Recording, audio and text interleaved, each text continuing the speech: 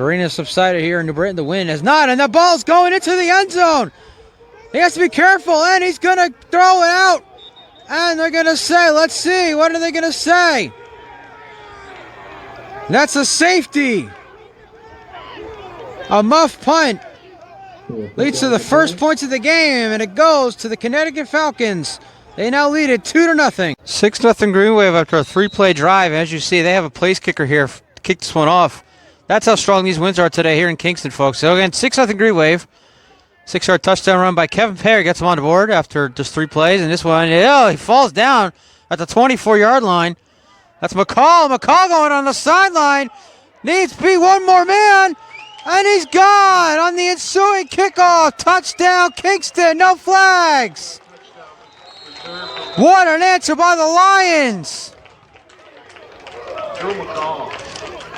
Joe McCall with a 76-yard kick return touchdown.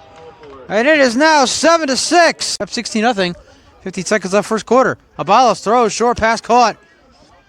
And he has blockers going down the sideline. There he goes, and he's not going to be stopped. Booking it into the end zone for the touchdown. Julian Perez with the touchdown. What a play. And it is now a 22-0 game in favor of the Lions. After the Black Panthers' second time out of here in the first quarter, they are going to punt. And that one is blocked. And it's picked up by the Lions. They're not going to be able to return it for a touchdown, but they're going to push that pile all the way down to about the 10-yard line.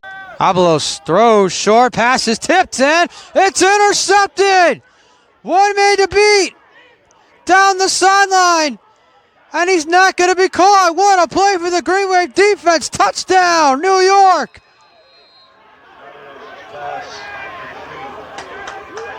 Oh, momentum leading toward the Green Wave here at the end of the half. A pick six. And the score is now 13-6. Now let's look for the defense to make another big stop. And this one is not blocked. It's a nice high punt. And it's going to bounce at the 35. Now it's a live ball. Lions have to pick it up, and they do at the 40. Number 23 cut to the outside. Let's see if he can go. Needs a couple blocks, and he'll get him. And he's going to go all the way for the touchdown. No flags. And after 2 failed fourth down conversions in this side of the field, the Golden Lions special teams making a play. Returning the punt all the way for the touchdown. And it is now 20-0. Jones, pressure, steps up, choking it to the end zone, and the pass is picked. Intercepted. The Falcons defense makes the stop. And now here comes number 17. He has room and still going, and finally knocked out of bounds near the 25-yard line. Donahue going to hit off here to Coleman. Coleman caught at the middle. Big hole for Coleman. Breaking all tackles. And Coleman is gone. Touchdown, Falcons. No flags. And this one will count a 1-play touchdown drive. And the Falcons extend their lead. They now lead it 21-6. Dowers. Pups throws. And the pass is intercepted. Trying to get the screen to Wiggins. Pass is picked, and the Falcons get one back. Bring back to 36. Abalos pumps, chucking it deep to the end zone. Wide open. Touchdown, Lions. A dime by Abalos. And it is now 30-0. Lions continue to roll here over the Panthers tonight in Kingston. 4th and 12 here from the 22. Dowers steps up. Plenty of time. Now the pressure's coming. Steps up again to the end zone, and the pass is intercepted. On the last play of the game, the Falcons with their 3rd interception of the night. Now let's see if he's going to go all the way. No, loses the football, picks it back up, and he's brought down at the 42-yard line.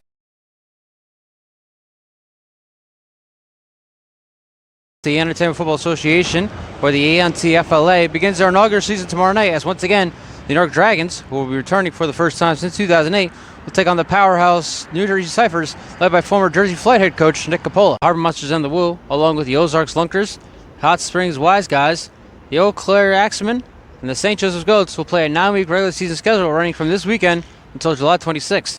While there are 3 teams that will not be playing the 2025 season, the Frisco Fighters, the Sioux Falls Storm, and the Duke City Gladiators, there will be a brand new expansion team, the Fisher's Freight, will play their inaugural season about 17 miles outside of downtown Indianapolis. The other two teams of the 4 teams playing in the NCFLA during the regular season will be the Dansbury Diesel, led by the first ever woman in indoor arena football history, Tracy Curtis, and the Guards the Heroes, led by Jersey Bearcats owner and head coach, as well as AAL2 co-owner, AJ Roquet. Insomniacs defeated the Vegas Gold out in Henderson, Nevada, by a final score of 78-0, while the BIC played a much closer game against the Orange Renegades, winning that one by a final score of 40-34. The game of the week here in the postseason came to us from Randallstown, Maryland, as we saw the Baltimore Watchmen take down Patterson U by just one single point.